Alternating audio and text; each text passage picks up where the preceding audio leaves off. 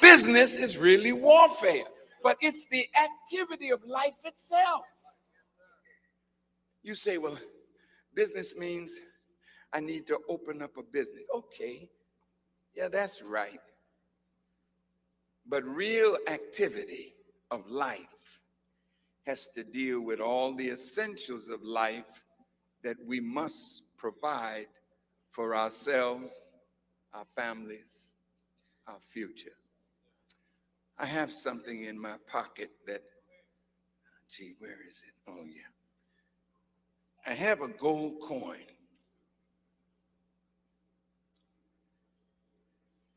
In 1961, I was sitting with Elijah Muhammad, and he took out of his pocket a gold coin. This is 1 ounce of gold, pure gold, okay? Mr. Muhammad put it on the table. He said, one day soon, this gold coin will be the new medium of exchange. White people are moving into the inner city. Some of them knocking on doors. They come with money and they ask you for your gold. Because what they're giving you, I think I got some of that in my pocket. Yeah, I think I do.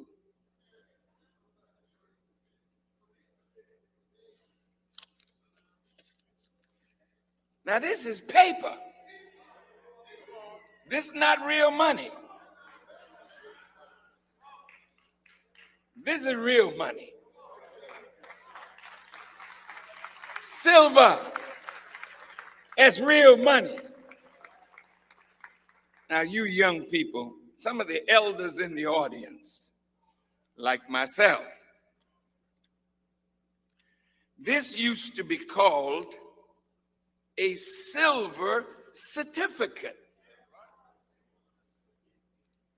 How many old people in here know when this was a silver certificate? And you know what it said on the bottom? Pay to the bearer on demand $50 in silver, the real money. This is what you call monopoly money. Oh, you didn't hear me. We're going to do some business tonight. But business is really warfare. What's about to happen? This week it came out in the news that in 2016, all the major banks are in trouble. It started with J.P. Morgan Chase, Bank of America, Wells Fargo. What makes a bank in trouble? When the value of the paper that they have begins to lose its value, then the bank is in serious trouble. And so are we who have our money in the bank. Now, white people that are in your neighborhood, they're in the pawn shop now, and they're telling you in the window, bring the gold, we got cash for you. They know you don't know that this is losing its value every day. But gold will increase in value. Now this one here, I bought it today, or sent a brother to get it today, because I wanted to use it to explain something. 1 ounce of gold, this little piece right here, is 12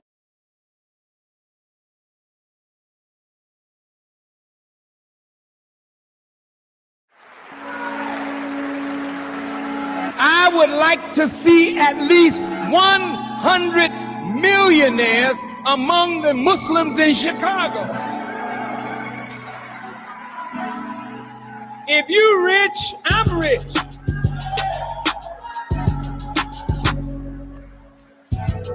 I could always come and tell you about the needs of a nation. But if you poor and we poor, we can't be around here poor. I want to see rich Muslims.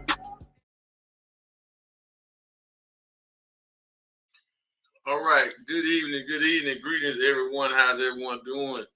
Glad that you could make it to this Business is Warfare broadcast, which is our second broadcast of the new year of 2023, a new season that we're launching with brand new episodes.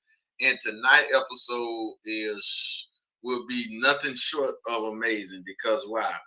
Well, we're going to play all financial clips, all business and money and the science of these clips from my spiritual father, the reason why I'm doing this here, the reason why I'm here talking to you as a conscious black man, the Honorable Minister Louis Farrakhan. We're going to bring him out tonight, and we're going to let him talk about the science of money, the science of business, the science of banking, and also talk about the Federal Reserve debt scam. So, family, if you want to support us, then you can either text FCN to that number running at the bottom of your screen. You want to donate to Muhammad's Economic Blueprint, go to www.economicblueprint.org. If you want to participate in Project Exodus 10,000, if you want to participate in Project Exodus, all right, then you can text 10K to that number running at the bottom of your screen, or you can simply go to www.forwardmoney.info so you can get involved in our decentralized banking program, so you can get these high rates of return that we've been talking to you about for almost a year now, right? Going on a year. So get in where you fit in, all right? So that's that. Now, before we play these clips from the Honorable Minister Louis Farrakhan, breaking down over the years, him breaking down what we need to do as a people economically, and not just us, but what America can do as a government to solve some of these problems if they would do it, which she will not do it. However, we're going to play those clips for you in a minute. But real quick, new video that we just got from the New Millennium Bankers, our New Millennium Bankers research team, Brother Jahad Muhammad and Brother Kadat Muhammad, and they just released this in our group, and I immediately snatched it up and say, I'm gonna play this tonight. I said, I'm gonna play this tonight. I said, I'm gonna get this and play this tonight. So it's about 5 minutes, but it is people around that's dealing in money, dealing in finance, talking about how there's no law that says that regular income wage earners have to pay taxes. There's no law for that. Now, we've been saying this for a minute. We've been saying this since 2017. This is what been our standpoint, that it is against the Constitution. So here's all type of people, black people, white people, they all here talking about there's no law on that. So listen to that, and then after that, we're going to come back, and then we're going to bring the minister and let the minister go further into what you're finna hear right now. Check it out, and this goes in line with what we talked about last week, because last week, what did we talk about? We talked about the fractional reserve lending or fractional reserve banking. That's a Federal Reserve policy that the central banks run. That's what we talked about. So this is right in line with that. So check this clip out, and then we're going to bring the minister to the witness stand. Check it out. There is no law, and to date, nobody has been able to show that there is a law for the average American citizen working day in and day out to pay an income tax. But We the People Foundation for Constitutional Education put a full-page ad in the USA Today on July 7th, 2000. And within the body of that ad was a $50,000 challenge for anyone that could show the law. And to me, $50,000 is a lot of money. So I went after that and did the research based on the fact that I thought, let's put this baby to bed. I'm hearing all these rumors. I'm going to kill two birds with one stone. I'll answer these people's questions that are asking me, and then I'll win this $50,000. And, based on the research that I did throughout the year 2000 and that I'm still doing, I have not found that law. I've asked Congress, we've asked a lot of people in the IRS commissioners, helpers. They can't answer, because if they answer, the American people are going to know that this whole thing is a fraud. There is no law. There is no law that requires the average American worker in the private sector to pay a direct unapportioned tax on their labor and compensation for services. There is no law. I really expected that, of course, there's a law that you can point to in the law book, the code that requires you to file a tax return. Of course there is. Maybe I don't know what it is right then as he was speaking to me, but sure. So naively, I agreed to go off and research it and get back to him. 3.5 months later, I was at that point where I couldn't find the statute that clearly made a person liable, at least not me and most people I know. And I had no choice in my mind except to resign. I had to leave the IRS because I presented evidence that I had accumulated indicating that the agency was violating the law and violating people's rights. And I asked the agency for a response to my sincere concerns. And the answer I got was that they would not respond to my concerns and that they would provide me with the paperwork necessary to tender my resignation. You can look through the statutes and look for the law that requires you to pay. And when you do that, you can't identify a law that requires the average person in America who earns a wage and works in private business to pay an income tax. American citizens, along with the foundation, have been asking the IRS to specifically provide them with the underlying legal foundation upon which they administer and enforce the personal income tax laws in our country. At the national level, when people would attempt to contact somebody of a much higher authority, say the commissioner, same kind of thing.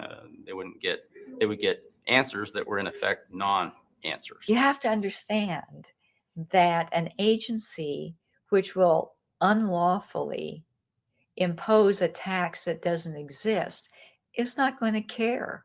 If we, the people, don't know what our rights are, they're not going to tell us. If Americans just learned that the IRS was actually knowingly deceiving them, that would be enough for them to rise up and put a stop to it. 100% of what is collected is absorbed solely by interest on the federal debt.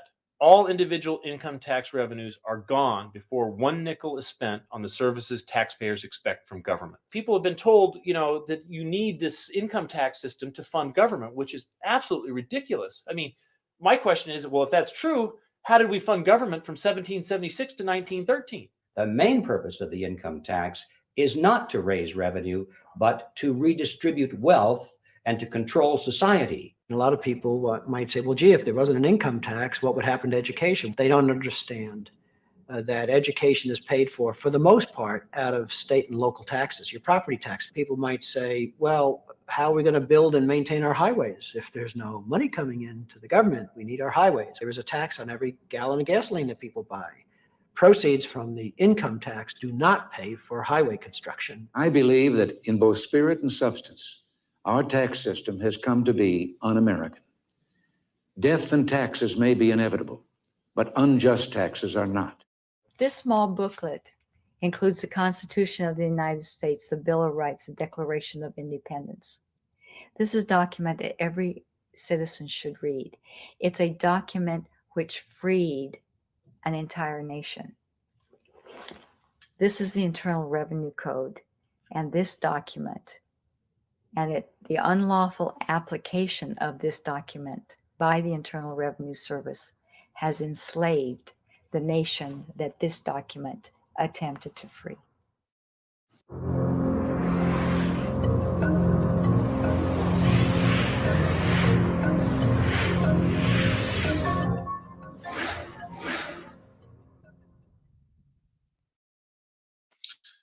All right, so you heard it, not just from us. You heard it from government officials, people that's been in government, had these government official jobs. They say they can't find it.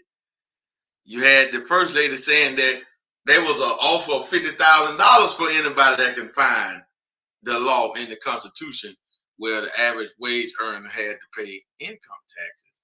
And they also talked about how the income taxes doesn't fund the police, doesn't build up the roads. So what we're going to do, we're going to move on forward, and we got a bunch of clips that we're going to play tonight of the Honorable Minister Louis Farrakhan breaking down and going deeper into this scam, going real deep into this scam and showing what's really going on. So we're going to start this one out right, and we're going to start with him talking about the Federal Reserve and the fall of America.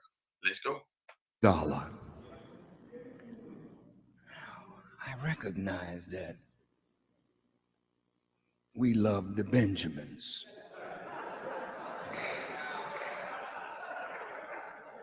So I happened to find a few, and I brought them out because we have become enslaved to the symbolic power of a dollar that really is losing its value every day. We have deceived for this. We have tricked for this. We have lied for this. We have killed for this. At the death of our loved ones, we have fought over this and what this could buy of material things. So today, I want to talk about the dollar, but I want to start with something that the Honorable Elijah Muhammad said, since he's my teacher, and the base of what I'm going to say in his book, The Fall of America. What?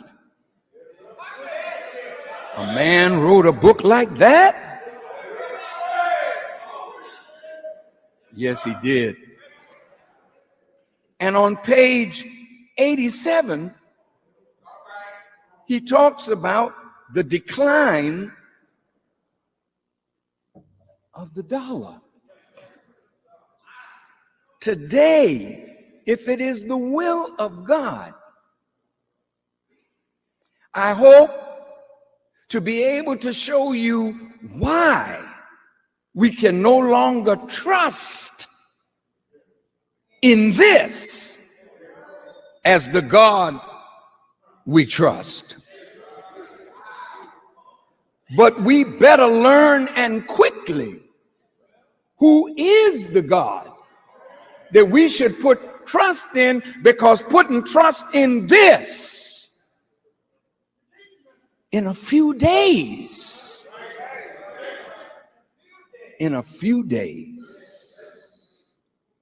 you're going to see men with Benjamins lighting their cigars, because the value of this will be worthless.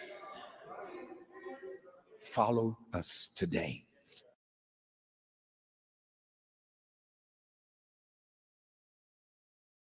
Says, no, don't integrate with Pharaoh, because God has prepared a mighty future for you.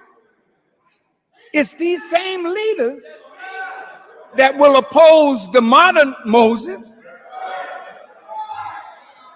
because Pharaoh has already promised them, hang out with me, I'll make you a millionaire. You're going to be a Negro millionaire. Ain't you happy? You're going to be a Negro billionaire. But all the money that you got, I printed.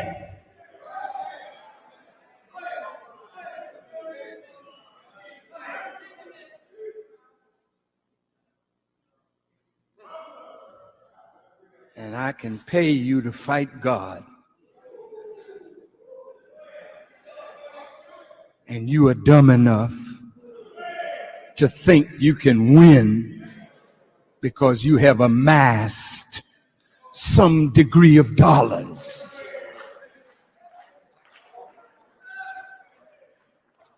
Now, all that have bank accounts that you put your hope in, I got me some dollars that I put aside. So when hard times come, I'll be able to do all right. Well, today we're going to see.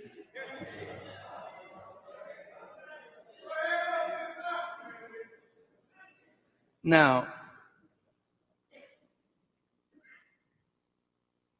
Pharaoh's wealth had to be destroyed in order for the children of Israel to recognize that Pharaoh didn't have their future.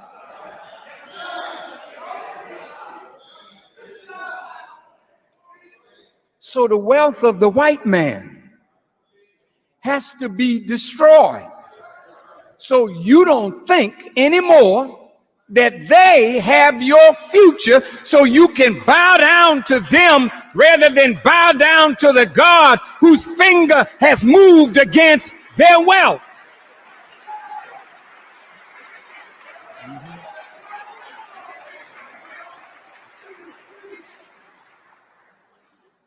So the finger of God moved against Pharaoh to destroy the work of Pharaoh, since that was the thing that was holding the slave away from obedience to God. And God had to destroy Pharaoh's power by destroying Pharaoh's wealth. And as it was, so it is. Remember, I read from the Honorable Elijah Muhammad, the dollar is the number one fall. Now, most of us are bound to America by the promise of material possessions, not the promise of freedom. Come on now. Not the promise of justice, but the promise of material possessions. We want the new car, the designer clothes,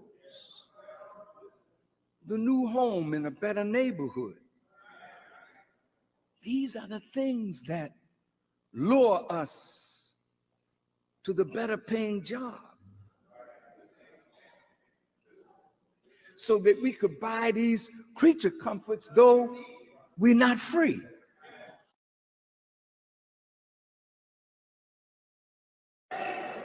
Now, let's take this up to the government of the United States. In 2006, America posted a deficit of $450 billion. How did she get a deficit? She gets revenue from taxing, excise taxes, tariffs, taxes on corporations, trade. She builds her revenue base. All the money that came into the Treasury last year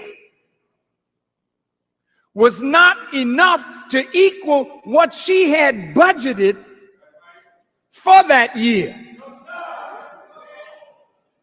And the money that America took in taxes couldn't even pay the interest on what she already owed.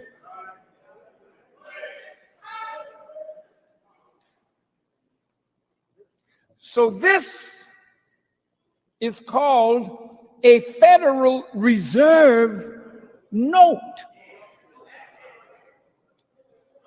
They have United States currency, you see it in red. But the Federal Reserve note is in green. And they make sure they get that red one back. Now here you got a note. This is not created by wealth creation. This is created by debt. So the more debt America owes, the more the Federal Reserve gives the engraving corporation instructions to print more money. And the more money that they put in circulation, the weaker the dollar becomes, because there's nothing backing this dollar but the gross national product of America, the symbolic value of America, and the military might of America. That's what backs the dollar. Now hear me.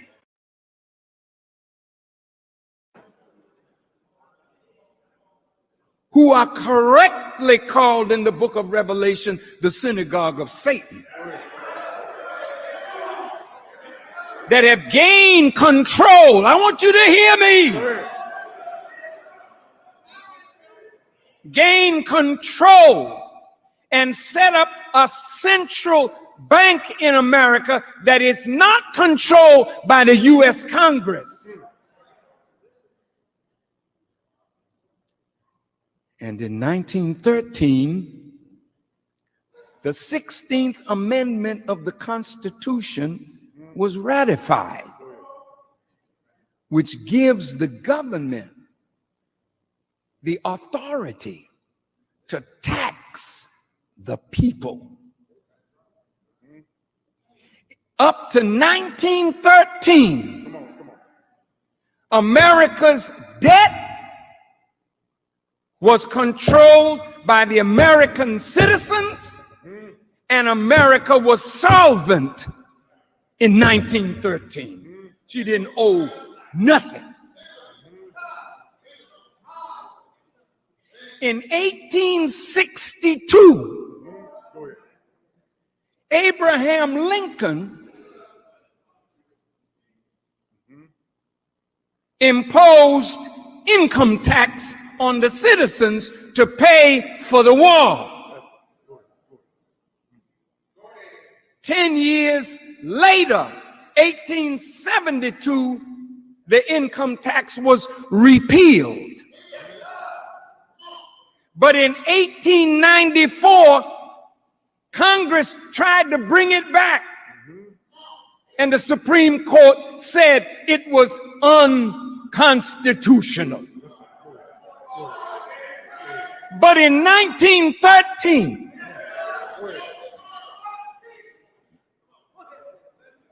when the Federal Reserve Act was passed in Congress, the IRS was reenacted because the Federal Reserve was going to put America in debt, and you, the citizen or the so-called citizen, would have to pay for America's debt through taxation. Now follow me.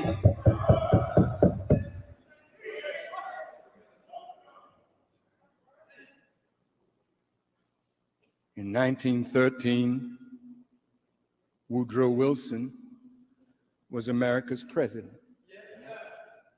In 1913, Woodrow Wilson agreed to the Federal Reserve Act. Nelson Aldrich, a senator, and Paul Warburg and a few of the Jewish families of Europe with Gentiles took over the monetary policies of the United States. In 1917, America got involved in the First World War. In order to fight that war, America had to borrow money, and that's when the debt started. Because when she borrowed money, she had to borrow it from somewhere. Federal Reserve have money printed, you borrow it, you pay the expenditures of war, and all you bought was paper, but this paper has interest attached to it, even though it's based on nothing. Just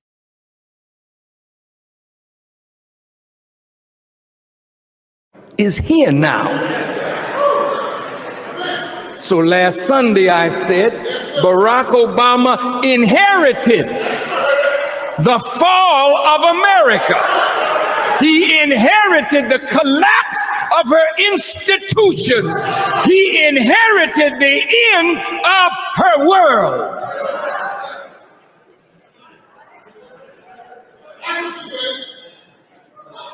Now, there's some work for us to do.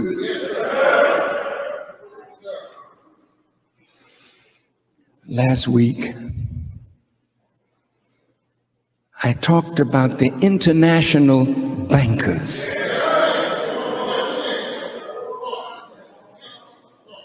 and how they plotted against America from Europe. The Rothschilds, the Warburgs, some of these that have recently collapsed, their fathers, international bankers. You may not have known it, but it's against the Constitution for anybody to print or coin or mint the money of the United States of America except the U.S. Congress. But these international bankers with some treasonous senators on Jekyll Island off the coast of Georgia plotted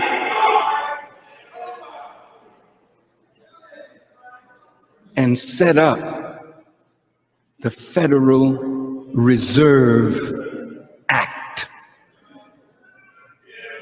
And on December the 23rd, 1913, a law was passed in Congress that violated the Constitution, that gave international banking families the right to print the money that you have in your pocket.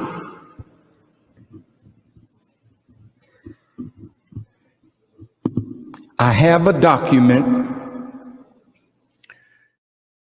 International banking families the right to print the money that you have in your pocket.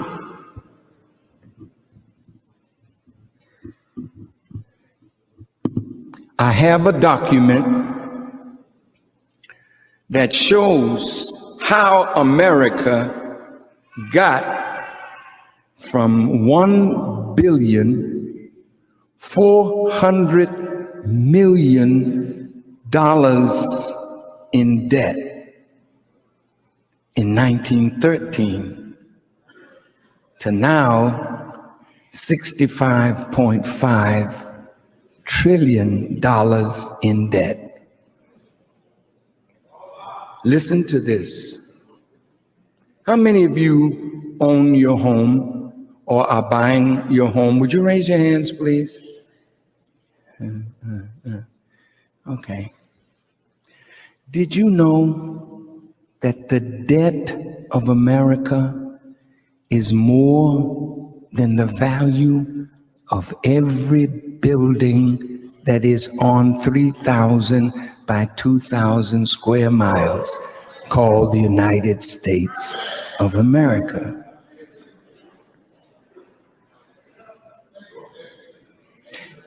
As I said last week, right now the FBI building is up for sale. The Drug Enforcement Agency has already been sold. And what others are doing, foreign companies buying up taxpayer dollar buildings and leasing them back to the government.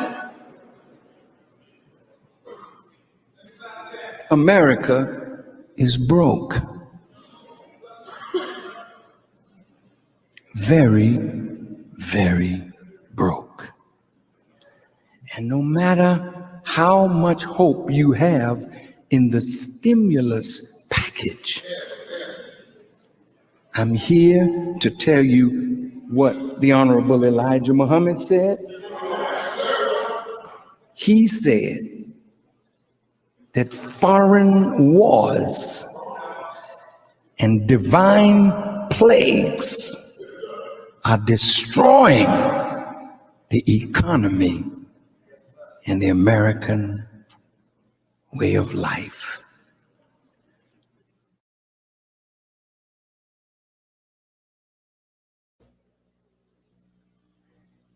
He said, America is gone. Her money is gone. There's no more silver, no more gold. After a while, she may ask for copper. The money is worthless.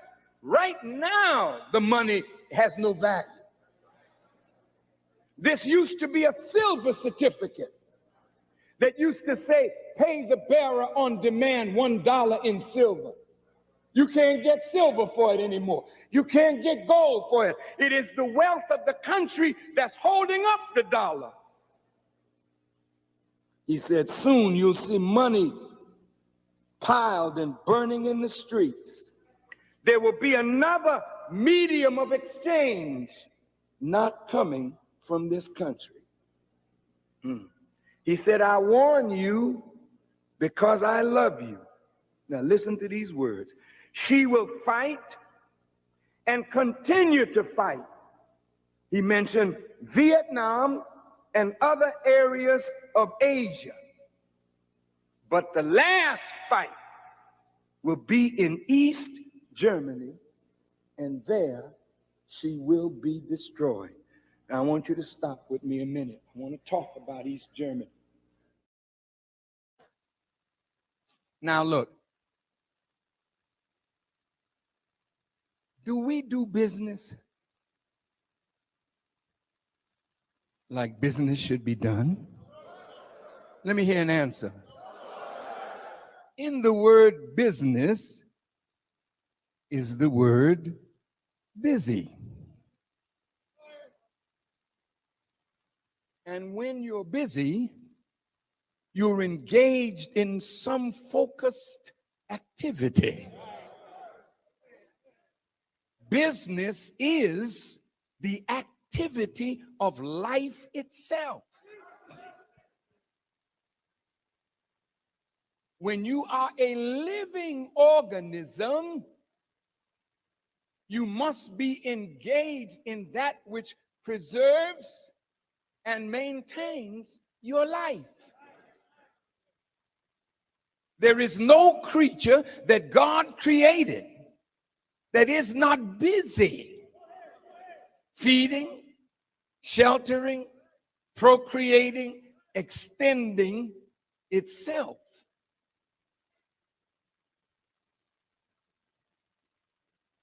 If we are a living people, see, inanimate objects don't do this. They don't procreate. They don't go looking for food or shelter.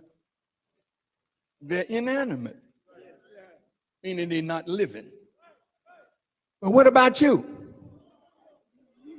Ever since we've been in America, we haven't provided food, clothing, shelter, education for ourselves and our people. Am I lying? You graduated from Morehouse, Clark, Howard, Tuskegee, Florida A&M, North Carolina A&T. Yeah. And you have degrees. What have we produced? Of food, of clothing, of shelter for our people. If you find as a living creature that you need something that you don't have, you look around for somebody that has what you need, and you enter into trade and commerce as a living people. But you are not alive. You are dead people. You have flatlined on business.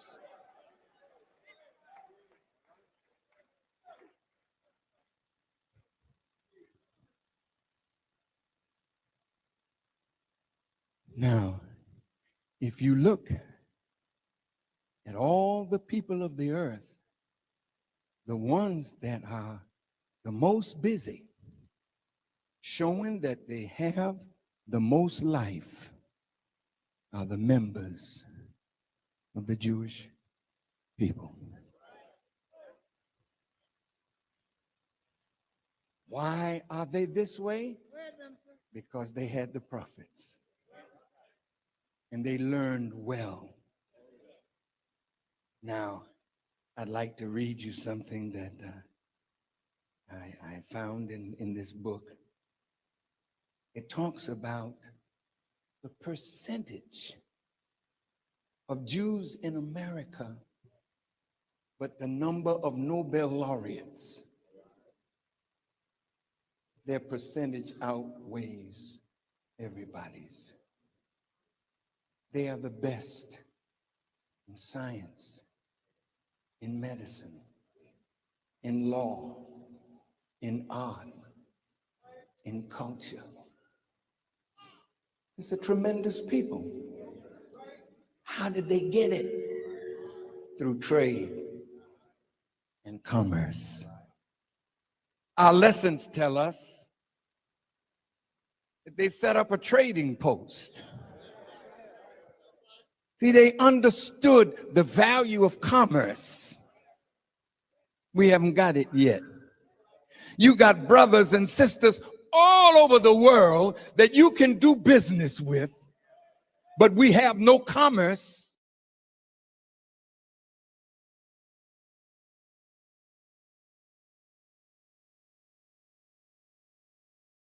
Right. So they had to try to defeat the prophet's reputation. Look at the words they use. Look at what they said to Pastor Barrett. Look at what they said on television. It is a possible pyramid scheme. They didn't say it was in fact that. They didn't really know what it was. They could have dealt with a pyramid. What was it? See? Force them to show their hand.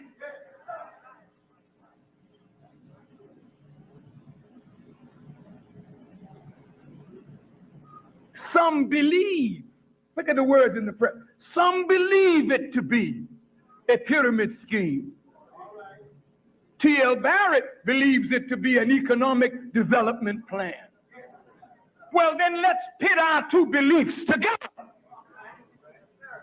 either in the world or in a court of law. Because if we believe it's an economic development plan, then prove it. And if they believe it's a scheme, then let them prove it.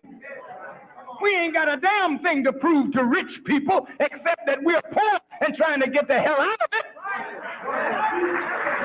What do we have to prove to them?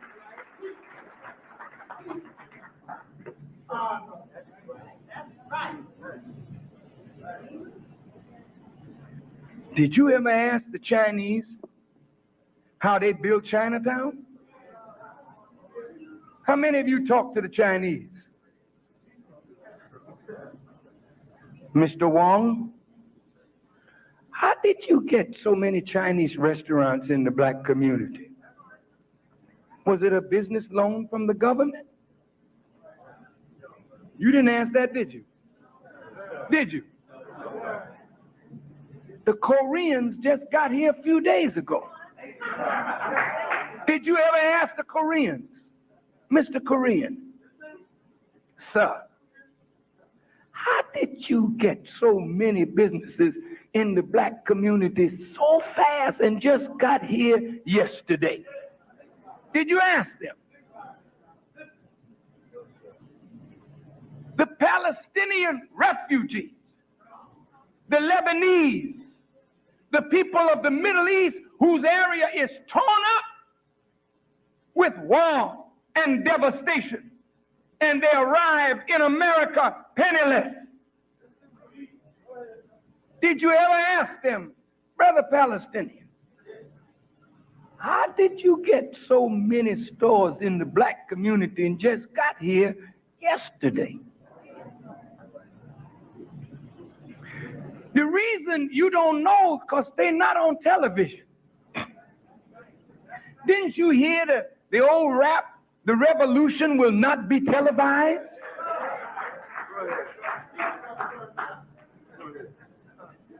The Chinese are not trying to get on Channel 2, telling you how they built up Chinatown. You don't find the Cubans coming on TV. Hi, y'all. My name is Salvador Sanchez. I am a man that just came from Cuba. The communist Fidel Castro drove me out, but thanks to God, I have $20 million now. And I want to show all of you silly people how I got it out of your pocket.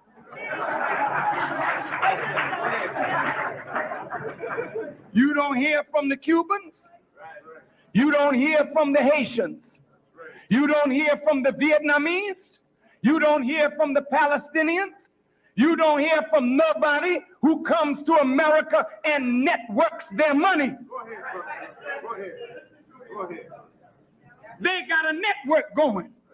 Have you ever asked the Greeks, how come the Greeks own all these restaurants in every major city in America? Have you ever said anything to anybody? You ain't under any obligation to tell your enemy what you are doing to get the hell out from under his yoke. Go ahead.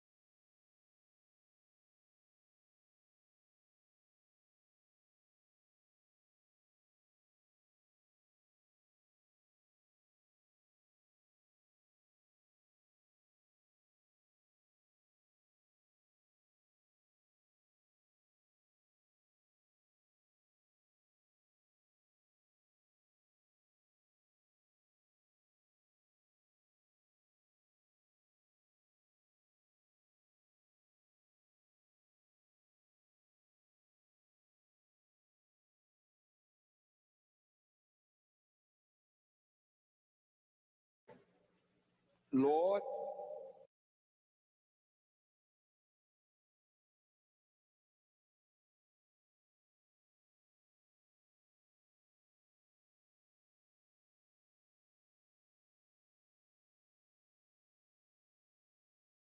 and I pray, Lord, give us this day our daily bread. Amen. And I come out and sit down. Children, don't worry. The Lord is going to take care of everything. You keep on sitting there, doing nothing, praying that the Lord will give you some daily bread. See, if you and your family don't starve to death, waiting on the Lord.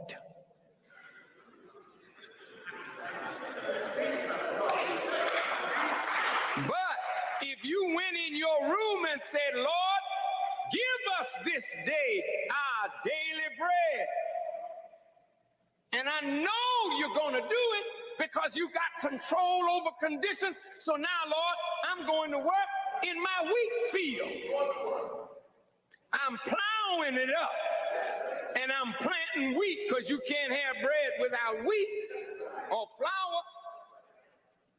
So I'm doing my part. Then God sends the clouds with the rain, and the earth does its part. And before you know it, I got a field of wheat, and I grind the wheat into flour, and then I make me some daily bread. I'm not talking about daily the mayor giving you bread. I'm talking about you going to work daily producing your own bread. If you sit around and wait for a mystery God, you're going to be poor, ragged, hungry, naked, and out of doors. Any of you Muslims who call yourself followers of the Honorable Elijah Muhammad, they're still working for the Caucasian and still planning to stay there with him. You don't follow the Honorable Elijah Muhammad.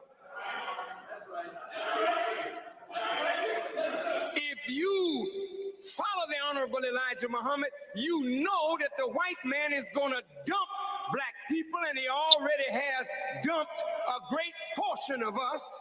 He doesn't have no more jobs for our young men. So what are we going to do? Allow our young men to be swallowed up selling drugs? Or are we going to call our young men and say, no, we got to go to work and create jobs for ourselves? I'm saying steal away. If you can't walk away, steal away, and let's go on and do something for ourselves. And today, in 2013, we are in December of this year, 100 years since the creation of the Federal Reserve Bank and the Internal Revenue Service and the ADL, the Anti-Defamation League. And since then, America's debt has gone from $2 billion to more than $16.4 trillion. Now, they set these institutions up to work in unity. The Federal Reserve, the IRS, and the ADL. One was to create debt. The other was to enforce a tax policy to take from the American citizens enough to pay that debt. And the watchdog of the whole thing was to see who would recognize who did this. And that's when the Anti-Defamation League would raise the cry of anti-Semitism. Now, America is seeing herself in ruin because of it. Though they're telling you the inflation rate is a low 1.7%, Federal Reserve Chairman Ben Bernanke is now running the printing presses 24 hours a day, 7 days a week to prop up a falling economy with money that is backed by nothing.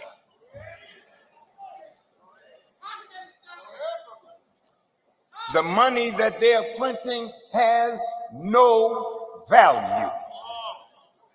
It's phony money, fiat money. Every month, the Federal Reserve is flooding the monetary system with $85 billion in fiat or phony money. It is valueless paper that makes whatever wages we earn lose its value. They can pacify us with the talk of recovery, but your bill for milk, for bread, for oil, for gasoline, for cereal, for butter, for transportation, for the essential goods that make life livable for the American people, those prices are skyrocketing. Yet your wages are not keeping pace. You're making $7 and a few pennies hourly wage. Well, now we have 29 states under severe drought, ruining crops and livestock with one major storm after another, and all the calamities that are happening. This only adds to the pressure on an economy that is already on life support. Now the people are being taxed to pay for this, but the debt is so far beyond what little the people have that they can never pay it down. And to tax the people further would deprive them more of the essentials of life, which they are barely getting now. The fact is that we are now facing the grim reality that everything that the Honorable Elijah Muhammad predicted has now come to pass. We invited you here to give you an earth-shaking announcement that from this day forward, we will be challenged to prove. But if you watch us, if you listen to us, I guarantee you every nation and every kingdom on earth will be rocked by the power coming from this tiny little budding nation that Jesus described as a mustard seed. That's right. But when it germinates and grows and spreads its branches, every fowl and every bird will find a refuge under its wings. You are looking at the birth, not just of the Nation of Islam, but the birth of the kingdom of God Almighty on earth.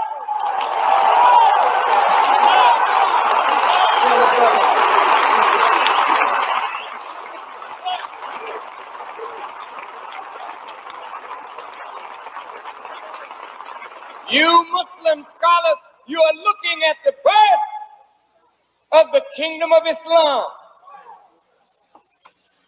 We called you here like the wise men of old who saw a star and they traveled to where the baby was. The baby had no room to come to birth. She had to give birth in a manger or come to birth in a manger.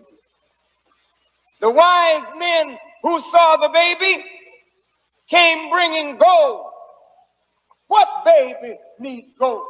All babies that I know of need milk. But here's a baby that needs gold. Gold for what? It's not talking about a child being born from a single mother. It's talking about a nation coming to birth that needs gold to build its own institutions and carve out a destiny for itself. And today, satisfied until we have the college level on the University of Islam. And if you help me by doing what you can in the economic field, Muslims, you shouldn't be around here looking to white people to give you a job. Go look in Message to the Black Man and the Economic Blueprint. And if there are 4 of you, 6 of you, 8 of you together, pool your resources, go into business and set up business all over the south and west side of Chicago.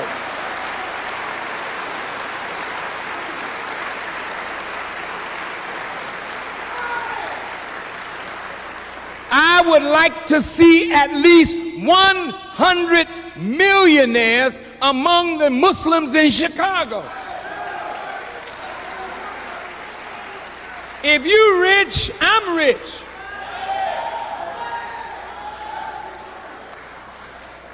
And I can always come and tell you about the needs of a nation. But if you poor and we poor, hell man, we can't be around here poor. I want to see rich Muslims. And if you obey Allah, there's no reason why you can't make a business successful. You just have to get up and stop being lazy and trifling and go do something for yourself.